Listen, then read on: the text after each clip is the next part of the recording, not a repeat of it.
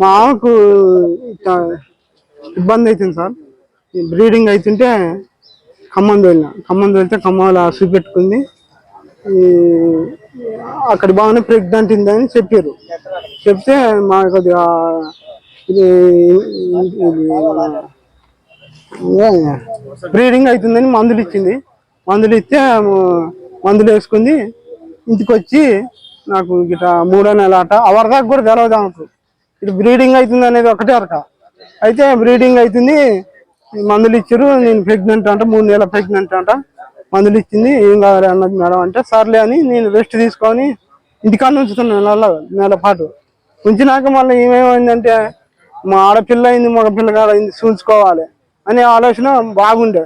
అయితే సరే మరి చూసుకుంది లేదా అని నేను ఇంటికాడ ఉంచుతున్నా, నా పనికి నేను పోతున్నా.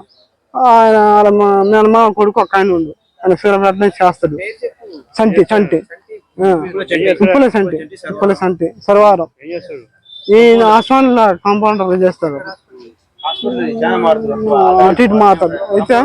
అయితే వాళ్ళ మేనమా కొడుకేగా అడిగి ఫోన్ చేసి మనకి ఇట్లా ఆడపిల్ల అయింది, మగ పిల్లగాడు అయింది, చూసుకోవాలంటే నాకు ఒక ఆయన తెలుసు, ఆయన ద్వారా పోదాం, పోయి చూపెడతా అని తీసుకొని పోయి చూపెడితే అక్కడ ఆడపిల్ల అని చెప్పిండు. ఆయన చూపెట్టి ఆడపిల్ల అని చెప్పిండు.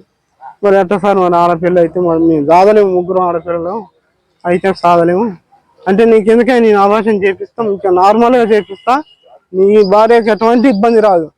ఒక రోజు ఉంచుకుంటాం హాస్పిటల్, తెల్లారి దోతాం, ఒక నెలల పాటు రెస్ట్ తీసుకుంటే నీ భార్య ఏ పని ఏం చేసుకుంటుంది.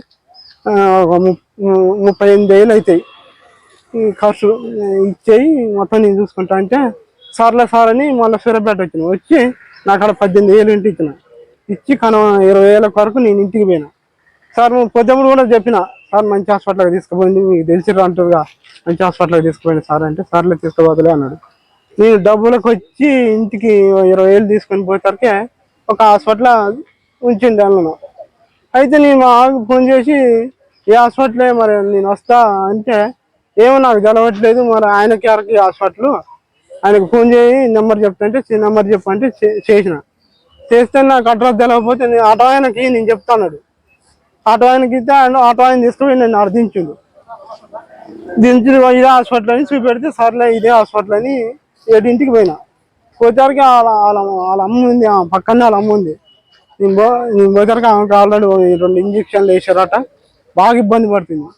నేను పోయి చూస్తే ఇబ్బంది పడుతుంది. ఏముంది కాసేపటి తర్వాత ఆపరేషన్ చేపిస్తాం, నీకేం పర్వాలేదు అని అలా 3, 2 అమ్మాయిలు, ఒక ఆంటీ ఉంది, క్లీన్ చేసే ఆంటీ. ఏం కాదు అంటే సర్లే అని 1 గంట తర్వాత నుంచి తీసుకుపోయారు. వాళ్ళకు తీసుకుపోయి 2-3 గంటలు ఉంచారు. 2-3 గంటల నుంచి ఇబ్బంది వాకి వినొస్తుంది నాకు, అమ్మ అయ్యా అమ్మ అంటుంది. ఏందని నేను లోపలికి డోర్ చూసుకొని పోయి ఏందమ్మా ఇది ఏంది, బాగా ఎంత ఇబ్బంది పడుతుంది మరి.